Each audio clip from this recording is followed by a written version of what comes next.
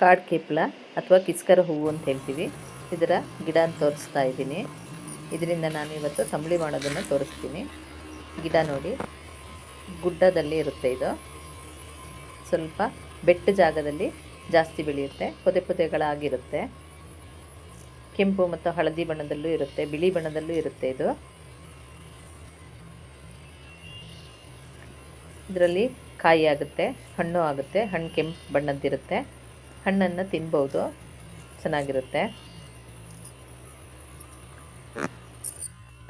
ಇದು ತುಂಬ ತಂಪು. ಬಾಯಿ ಹುಣ್ಣಾಗಿದ್ದರೆ ಅಥವಾ ತುರಿ ಕಜ್ಜಿ ಅಥವಾ ಕುರದಂಥ ಸಮಸ್ಯೆಗಳಿದ್ದರೆ ಇದರಿಂದ ತಂಬಳಿ ಅಥವಾ ಕಷಾಯ ಮಾಡಿಕೊಡಿದ್ರೆ ಕಡಿಮೆ ಆಗುತ್ತೆ. ಗಿಡ ಯಾವುದು ಅಂತ ನೋಡಿಕೊಂಡು ಗೊತ್ತಾದರೆ ಸಿಕ್ಕಿದವರು ಇದರಿಂದ ತಂಬಳಿ ಮಾಡ್ಕೊಳ್ಬೋದು. ತುಂಬ ತಂಪು, ಇದು ಆರೋಗ್ಯ ದೃಷ್ಟಿಯಲ್ಲಿ ತುಂಬ ಒಳ್ಳೆಯದು.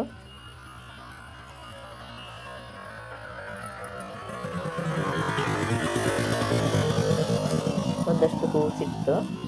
ಇದನ್ನು ತಗೊಂಡೋಗಿ ಎಲ್ಲ ಕ್ಲೀನ್ ಮಾಡಿ ಮತ್ತು ತಂಬಳಿ ಮಾಡೋದನ್ನು ತೋರಿಸ್ತೀನಿ ಹೇಗೆ ಅಂತ. ಇವತ್ತು ನಾನು ಕಾಡು ಕೇಪ್ಲ ಇಲ್ಲ ಕಿಸ್ಕರ ಅಂತ ಹೇಳ್ತಾರೆ, ನಮ್ಮ ಕಡೆ ಇದಕ್ಕೆ ಜಟಪ್ಪ ಅಂತ ಹೇಳ್ತಾರೆ. ಇದರಿಂದ ತಂಬಳಿ ಮಾಡೋದನ್ನು ತೋರಿಸ್ತೀನಿ. ಇದು ತುಂಬ ತಂಪು. ನಾವು ಬಸರಿಯರಿರುವಾಗ ಇದರಿಂದ ತಂಬಳಿ ಮಾಡಿ ಕೊಡ್ತೀವಿ.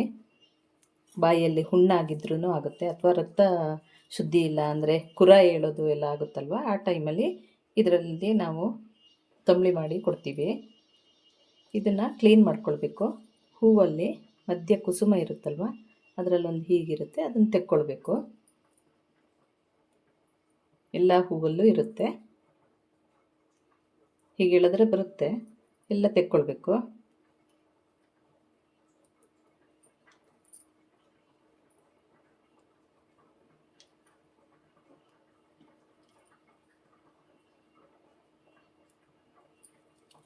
ಈ ತೊಟ್ಟು ಎಲ್ಲ ಕ್ಲೀನ್ ಮಾಡಿಕೊಂಡು ಮಾತ್ರ ಹೂ ಮಾತ್ರ ಇಟ್ಕೊಂಡು ತಂಬಳಿ ಮಾಡಬೇಕು. ತಂಬಳಿಗೆ ಏನೇನು ಬೇಕು ಅಂತ ಹೇಳ್ತೀನಿ. ತೆಂಗಿನ ತುರಿ ಎಲ್ಲ ತಂಬಳಿಗೆ ಬೇಕಾಗೋ ಹಾಗೆ, ಮೊಸರು, ಕಾಳುಮೆಣಸು, ಜೀರಿಗೆ, ಉಪ್ಪು.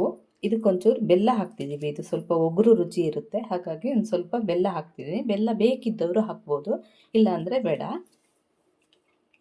ಹೇಗೆ ಮಾಡೋದು ಅಂತ ತೋರಿಸ್ತೀನಿ.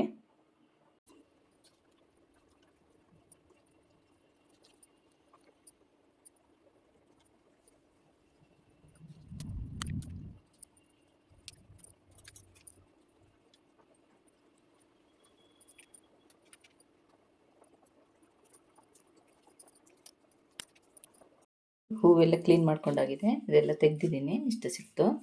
ಇದನ್ನೀಗ ಹೇಗೆ ಮಾಡೋದು ಅಂತ ತೋರಿಸ್ತೀನಿ. ಒಂದು ಬಾಣಲಿ ತೊಗೊಂಡು ಒಂದು ಸ್ಪೂನಷ್ಟು ತುಪ್ಪ ಹಾಕ್ಕೊಳ್ತೀನಿ. ಎಲ್ಲ ತಂಬಳಿಗಳು ಮಾಡುವ ಹಾಗೆಯೇ ಜೀರಿಗೆ ಹಾಕ್ಕೊಳ್ತೀನಿ ಒಂದು ಸ್ಪೂನು. ಇದು ತುಪ್ಪದಲ್ಲೇ ಮಾಡಬೇಕು, ಅವಾಗ ಘಮ ಚೆನ್ನಾಗಿರುತ್ತೆ, ಟೇಸ್ಟು ಚೆನ್ನಾಗಿರುತ್ತೆ. ಕಾಳುಮೆಣಸು ಹಾಕ್ಕೊಳ್ತೀನಿ. ಜೀರಿಗೆ ಹೊಟ್ಟುತ್ತಿದೆ, ಈಗ ಹೂವನ್ನು ಹಾಕ್ಕೊಳ್ತೀನಿ.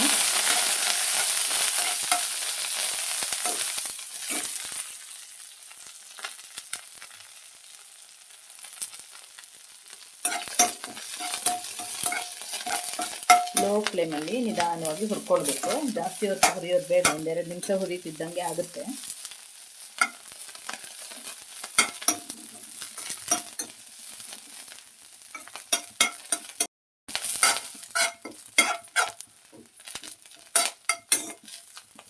ಸಾಕು, ಇದಾಗಿದೆ. ತೆಂಗಿನ ತುರಿ ಹಾಕ್ಕೊಳ್ತೀನಿ. ಒಂದೆರಡು ನಿಮಿಷ ಹುರ್ಕೊಳ್ತೀನಿ, ಟೇಸ್ಟ್ ಚೆನ್ನಾಗಾಗುತ್ತೆ.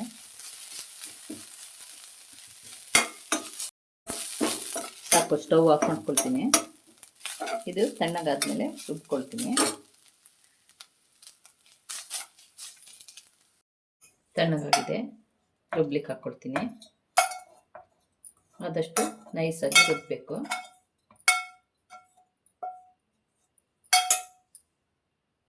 ಇದಕ್ಕೆ ಸ್ವಲ್ಪ ಬೆಲ್ಲ ಹಾಕ್ಕೊಳ್ತೀನಿ. ಬೆಲ್ಲ ಬೇಕಿದ್ದವರು ಉಪಯೋಗಿಸ್ಬೋದು.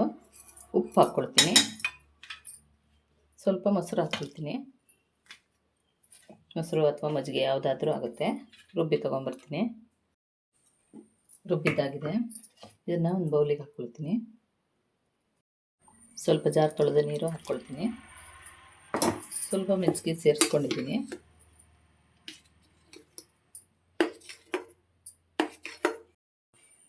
ಈ ಹೂವಲ್ಲಿ ತಂಬುಳಿ ಮತ್ತು ಚಟ್ನಿ ಮಾಡ್ತೀವಿ. ಹಾಗೆಯೇ ಬಾಣಂತಿಯರಿಗೆ ಇದನ್ನು ಲೇಹದ ಥರ ಮಗ್ಚಿ ಕೊಡ್ತೀವಿ. ಹೂವು, ಕೊಬ್ಬರಿ ಮತ್ತು ಬೆಲ್ಲ ಹಾಕಿ ಮಗ್ಚಿ ಕೊಡ್ತೀವಿ. ಅದು ಚೆನ್ನಾಗಿರುತ್ತೆ, ದೇಹಕ್ಕೆ ತುಂಬ ತಂಪು ಕೊಡುತ್ತೆ. ತಂಬುಳಿ ರೆಡಿಯಾಗಿದೆ. ಈಗ ಒಂದು ಒಗ್ಗರಣೆ ಮಾಡ್ತೀನಿ. ಒಂದು ಬಾಣಲೆಗೆ ತುಪ್ಪ ಹಾಕ್ಕೊಳ್ತೀನಿ. ಒಗ್ಗರಣೆ ತುಪ್ಪ ಅಥವಾ ಬೆಣ್ಣೆಲಿ ಮಾಡ್ಕೊಳ್ಬೇಕು. ಸಾಸಿವೆ ಒಂಚೂರು, ಜೀರಿಗೆ, ಒಣಮೆಣಸು,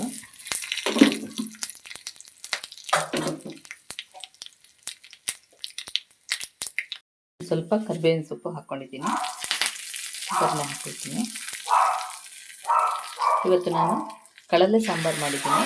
ಅದು ಸ್ವಲ್ಪ ಉಷ್ಣ ಅಲ್ವಾ, ಆವಾಗ ಹೀಗಿದ್ದ ತಂಪಾಗಿರುವಂಥ ತಂಬುಳಿ ಒಂದು ಅದ್ರ ಜೊತೆಗೆ ಮಾಡಿಕೊಂಡ್ರೆ ಹೀಟ್ ಆಗೋದಿಲ್ಲ ಅಂಥೇಳಿ ಹೀಗೆ ಅಡುಗೆ ಮಾಡ್ಕೊಳ್ತೀವಿ ನಾವು. ಇವತ್ತಿನ ವಿಡಿಯೋದಲ್ಲಿ ನಾನು ಕಿಸ್ಕರ ಹೂವು ಅಥವಾ ಕಾಡು ಕೇಪ್ಲದಿಂದ ತಂಬುಳಿ ಮಾಡೋದನ್ನು ತೋರಿಸಿದ್ದೀನಿ. ಈ ವಿಡಿಯೋ ನಿಮಗೆ ಇಷ್ಟ ಆದಲ್ಲಿ ಲೈಕು, ಶೇರು, ಕಮೆಂಟ್ಗಳನ್ನು ಮಾಡಿ. ಸಬ್ಸ್ಕ್ರೈಬ್ ಮಾಡದೇ ಇರೋರು ಸಬ್ಸ್ಕ್ರೈಬ್ ಮಾಡಿ. Thank you.